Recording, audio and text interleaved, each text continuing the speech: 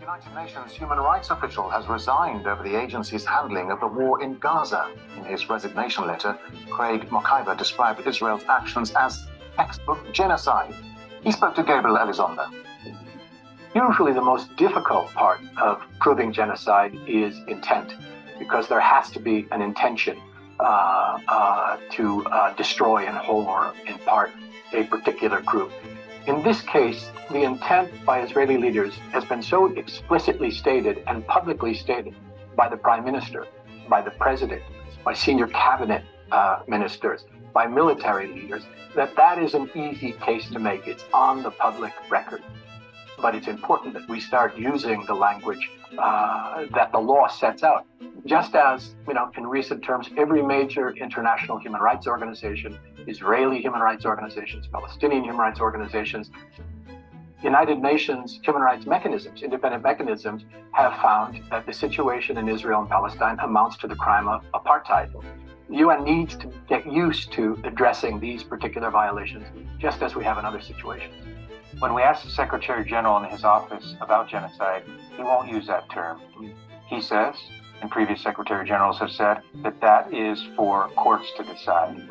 Do you think that the Secretary General should start using the term genocide when it comes to what we're seeing happening in Gaza? If we can allege that we see war crimes, crimes against humanity, as we have often done, there's no reason to exclude, where we see very strong evidence, the possibility of genocide being committed.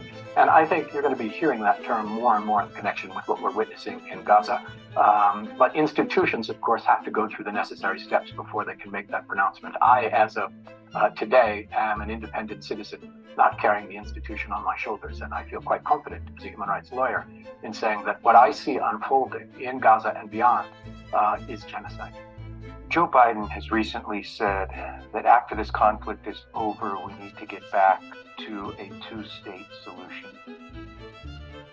In your letter, you say the mantra of a two-state solution has become, and I quote, an open joke in the corridors of the United Nations where we are sitting right now. Is it really an open joke within the corridors of the United Nations? It is, and it has been for quite a long time. If you ask somebody in their official capacity about the two-state solution, they will repeat that phrase to you over and over again as the official position of the United Nations. Indeed, it is the official position of the United States. But nobody who follows these circumstances, either from the political side or from the human rights side, believe, one, that a two-state solution is possible anymore. There's nothing left for a Palestinian state that would be sustainable or just or possible in any respect, and everyone knows that. And secondly, that solution never dealt with the problem of the fundamental human rights of Palestinians. So, for example, it would leave them as second-class citizens without full human rights inside the Green Line, inside what is now Israel proper. And so when people are not talking from official talking points, you hear increasingly about a one-state solution. And what that means is beginning to advocate for the principle of equality, of human rights, instead of these old political taglines. That would mean a state in which you have equal rights for Christians, Muslims, and Jews, based upon human rights and based upon the rule of law. It is what we call for in every other circumstance around the world. And the question is, why is the United Nations not calling for that in Israel-Palestine as well? So welcome to my channel. So like you have seen, this guy called Craig Mokaiba was actually a director of the UN Human Rights Commission based in New York. And he resigned, like you have heard there, because of the conflict in Israel and Palestine, where he says there's genocide unfolding as we see. And he actually blames the UN for not stopping it, because so far, the UN has not even given any ceasefire resolution. So far, 4 weeks since it began. He also blames US, UK, and even EU for not doing enough to stop it. So this guy is a senior UN official, imagine a director of the UN Human Rights Council based in New York. He has resigned because he's seeing that there are war crimes happening. And as a person who is in charge of human rights, his conscience can't let him rest. So he had to resign. So far, he's blaming UN for being inactive. Because so far, for the past 4 weeks, you will expect that there will have been a UN resolution of ceasefire. So far, it has not been there. And even the Israel PM Netanyahu has said openly that Israel cannot consider a ceasefire. And even Israel's allies like US and others, they have not pressurized Israel so much to back down, to accept ceasefire. So that's why this guy is saying the world powers from UN, even US and the West, they have actually let the people down over the Israel-Hamas conflict. Because this guy is saying that that genocide which is happening right now will have been stopped.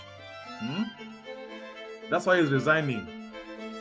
So, funny enough, I said this last time, UN is not able to move forward because of this veto issue by some permanent members like US and others. So far, UN has just been like a place where Russia, US, and others, they expose their rivalry, but nothing meaningful. No serious resolution is passed there. So far, Israel and its allies like US, they've been able to block any ceasefire, any major ceasefire resolution. That's why this Mokiba guy is frustrated at the inability of UN to really do something drastic to stop this conflict. So from that interview by that guy, he even is saying that the UN Secretary Guterres is not comfortable using words like genocide. And even most of these world powers, they are not really using the word genocide. But that Mogiba is saying that what's happening is genocide. It can't be hidden. So there's something like double standard happening here. There's double standard. So also is blaming US. US is the strongest Israel ally. And the world expects US to put pressure on Israel to back down and even accept ceasefire and minimize civilian casualties. So all the eyes are also on US because US is openly Israel's biggest ally. And the US senators like Lindsey Graham are open in their rhetoric in support of Israel. Even UK is being blamed by Mogiba because so far US and UK, they have sent their warships to the Eastern Mediterranean to support Israel, and they said it openly. So these two nations, they are Israel's biggest allies. And if Israel goes too far, some of the blame will be given to these two countries, US and UK. So even the rest of EU countries like Germany and others, even them, they're being blamed by Mogiba, Craig Mogiba, that there's something like a double standard happening here. Because so much is happening, and the Western media, which are based in EU and even US, they are not covering it as honestly as they were covering the Russia-Ukraine conflict. There's some censorship going on. And so far, civilians have died, so many. Hospitals have been bombed, even churches, even mosques. But all these are being censored by the Western-based media. Only Al Jazeera is covering them a bit openly. So anybody can be frustrated. So I understand Craig Mogiba's frustration and why he has resigned. So far the Israeli troops, they have moved into Gaza, northern Gaza, and they have done some raids. Even the Israeli planes have bombed several places in Gaza. But so much information is being censored. So I'd like to urge you to watch Al Jazeera. And funny enough, even the US and Israel, they are uncomfortable with Al Jazeera. Because they're saying Al Jazeera is covering things very explicitly, but that's not true. Al Jazeera is covering things very, very honestly as they're happening. In the same way the Western media were covering the Russia-Ukraine conflict. So there are double standards. The West is taking sides, and they have taken the side of Israel. So people like Craig Mogiba are wise, they're intelligent. They know that when this thing ends, those who will be blamed, he's saying openly, that so far there's genocide happening right now, unfolding in our eyes, and the UN is incapable. US, UK, and even the EU are not doing enough to stop it. So Lady is showing us what's going on and who will take responsibility over this. So Save the Children, which is a global body that monitors children's affairs, children welfare, it reports that so far over 3,000 children have been so far deleted or unalived over the Israel Palestine conflict since October 7th. Over 3,000 children have been so far deleted in that conflict. So if this is not genocide, then tell me what is genocide? 3,000 children in 4 weeks. And you have not counted women and even men. Obviously, in most cases, you find that many women have died, and even men. So over 3,000 children, of course some are Israeli, some are Palestinian, have died so far. They've been deleted. That's according to Save the Children report. So there are war crimes happening there. And the world is supposed to pay attention very fast and act before it gets out of hand completely. Because so far, Israel's neighbors like Iran and others, Yemen, Syria, they may join this conflict and make things even worse. So there's a double standard by the West. Recall the way the Western media were covering Ukraine-Russia conflict. That's not the way they're covering Israeli conflict, Palestinian conflict. There's kind of censorship happening. So far as we are talking, Vladimir Putin, Russia president, there's an ICC warrant for him over the crimes allegedly committed in Ukraine. But even now, there are even some crimes happening in Israel and Palestine right now. But you find that the media is not covering it as extensively or as intensively as we're covering the Russian-Ukraine conflict. So there's a double standard, and there's complicit censorship by the Western media. No wonder they're uncomfortable with Al Jazeera, they're uncomfortable with TikTok, among others, because they want to censor the truth of coming out. So far it's 4 weeks. There have been so many deaths. Hospitals have been bombed, hospitals, as you have seen, very shockingly. Because in Russia, Ukraine, I can't recall seeing any hospital being bombed, hospital. Yet that has taken almost more than a year. I can't recall hearing any hospital being bombed in Russia or Ukraine conflict, or even a mosque. But in this Israel-Palestine, so far, we have seen Orthodox Church has been bombed to the ground.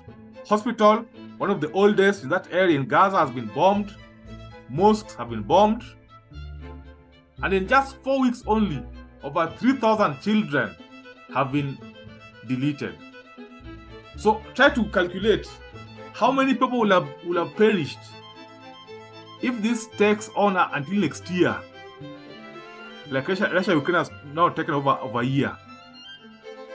I think this is even much more serious, because if so far only 4 weeks over 3,000 babies have been deleted, try to calculate how many will have been deleted in the next 1 year.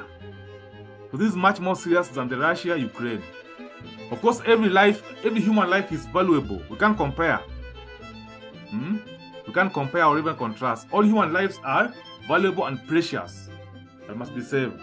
But the point here is that the Western media, even UN, among others, they are not really doing enough to stop. That's why Craig Mogiba has been frustrated and he has resigned. So the truth must be said. The truth must be said, because even ICC has so far not pronounced itself very clearly. They have not. Like they always do when it comes to African conflicts, among others, and even Russia. So far, they are a bit muted. They are a bit slow over this issue.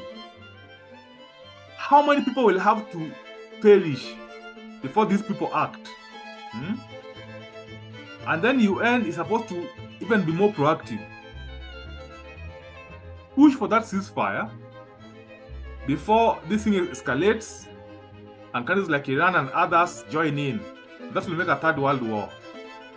And you can't even imagine what will happen. Because several countries in that area have nuclear weapons and they are ready. They are much more ready to use them. Because you see that if you see Russia and Ukraine, of course Russia is very powerful. Very powerful. But if you see someone like Putin, he's so much emotionally in control. You know he cannot use those weapons, nuclear, in that area. Putin cannot. But when it comes to Israel Palestine, things are very emotive here because of religion, among other things. There's so much fundamentalism here. That's why we are hearing words like another country saying they can wipe out another country from the face of the earth. They can turn another country to dust. So there's so many threats, very powerful threats, very emotive in this Middle East crisis. This is now where the real deal is. This is what the real problem is.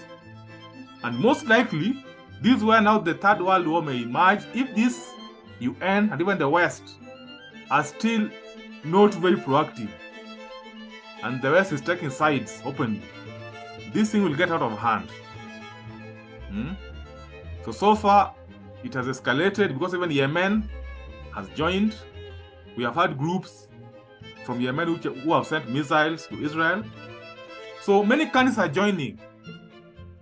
And so far, there's no talk of a ceasefire, but fortunately, the Rafah crossing, we have seen some aid entering from Egypt, among other areas, and even some hostages are being released through the brokering by Qatar, among others. But that is still too small because the escalation is still expanding and the threats are still being issued and still there's no ceasefire.